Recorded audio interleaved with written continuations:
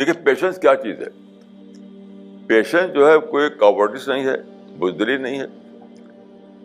Patience means wise planning. Patience means wise planning, یعنی جب کوئی بات آئی تو آپ بھڑکے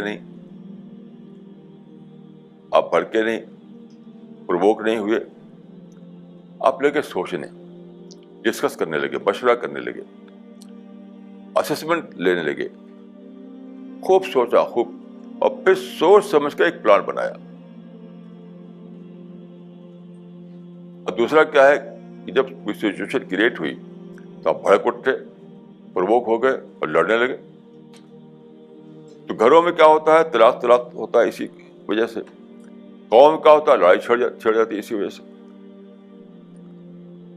گھر کے طلاق اور مختلف کنٹریز کے بیچ میں لڑائی سب ہوتی ہے ایک ہی وجہ سے کہ صبر نہیں کر پاتے, سہنشیلتا نہیں دکھا پاتے, پیشنس نہیں دکھا پاتے. پوری ہسٹری میں یہ ہوا ہے, پوری ہسٹری میں. تو سب سے بڑی چیز ہے پاور آف پیشنس.